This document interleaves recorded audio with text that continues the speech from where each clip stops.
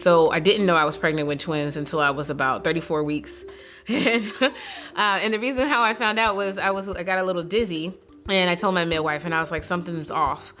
And she said, okay, go get a sonogram. From there, it moved pretty quickly. I remember calling my husband and saying, like, you got to come right now.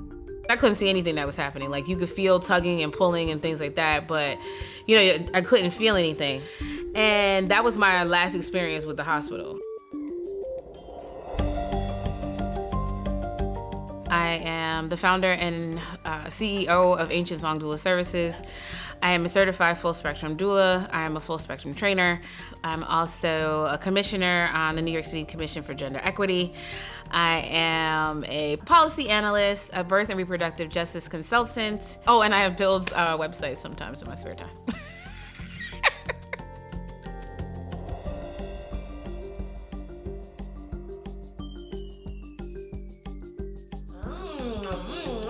My youngest one, who is 2 years old, he gets up at 6:30. I don't know why. And then I will make breakfast for the children, and so get them ready throughout their day.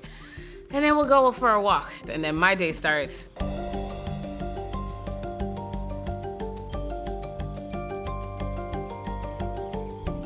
This is the first generation where women in the U.S. face a higher risk of maternal mortality than their mothers did a generation ago.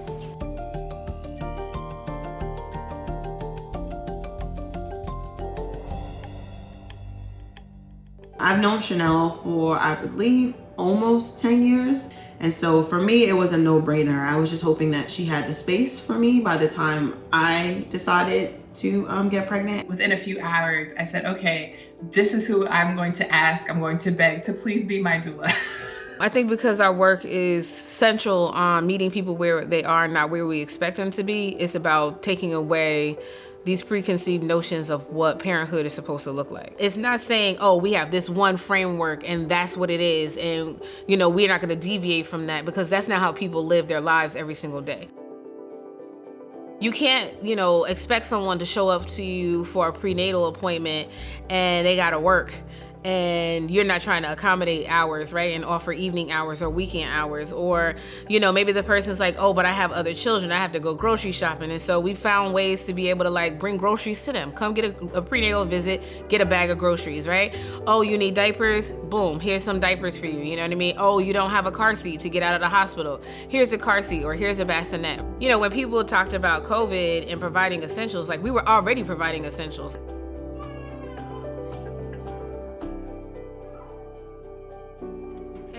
Watch your brother and sister.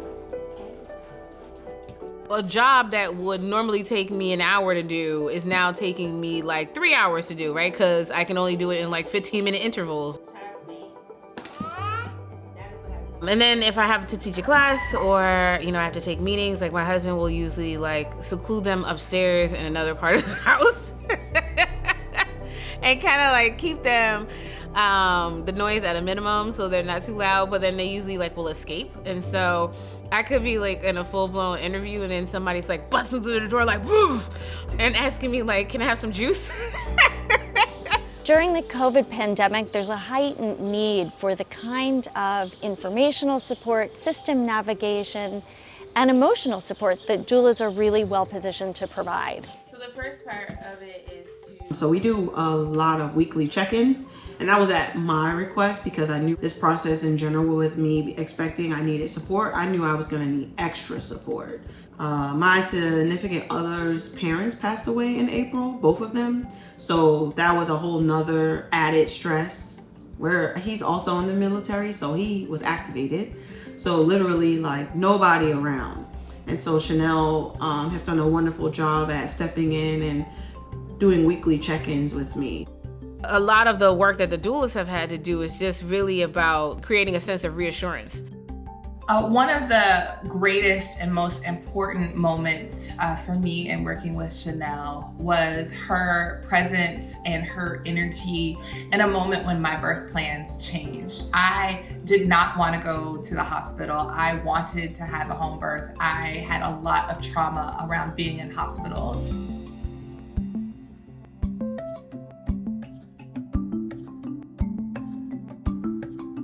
So a lot of it is just really being transparent and not pulling any punches, talking about what they may experience. So about like, what does it mean to prepare, understanding that this is not a normal situation.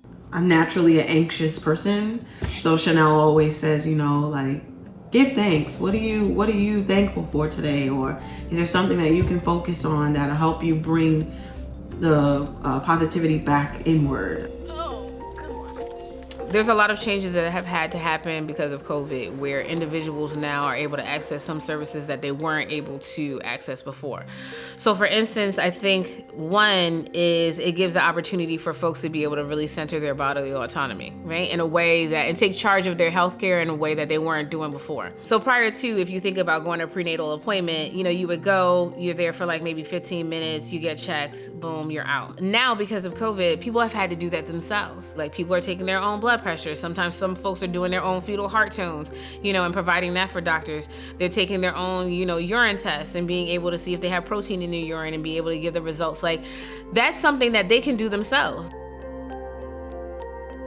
I think it also has opened up the context of birthing centers. You can still have all the things that you need. You can birth your baby in a safe environment, you know, with, you know, specialists, certified nurse midwives or CPMs who can assist you through your pregnancy with no issues. And so I think that's another thing. You know, there's a lot of good that can also come out of this but what's really important is that consumers themselves and people who would be accessing those services have to stay on top of them.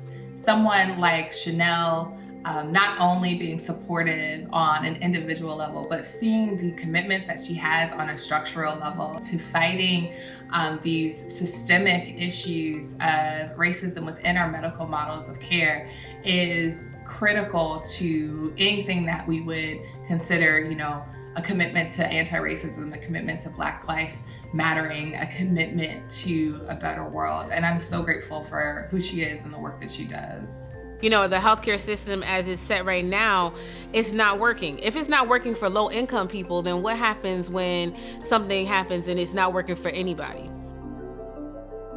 Every Mother Counts has been a partner of ours since about 2015. They provide grants for us to be able to, like, you know, general operating costs or to be able to sustain our doula programming.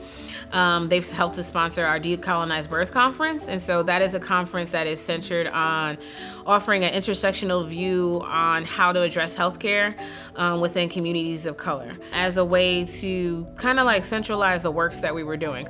EMC works to expand access to doulas so that more people can have doulas support them during childbirth, especially those most at risk of poor health outcomes.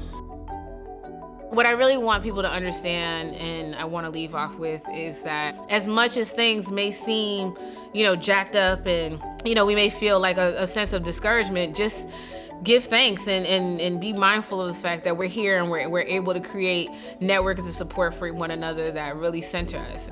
It feels really good just to know that if nothing else, like, doula means support, right? Like I have that and so much more. So there is hope, and we can do this together, and we are doing this together. My name is Chanel, and I'm a scary mommy.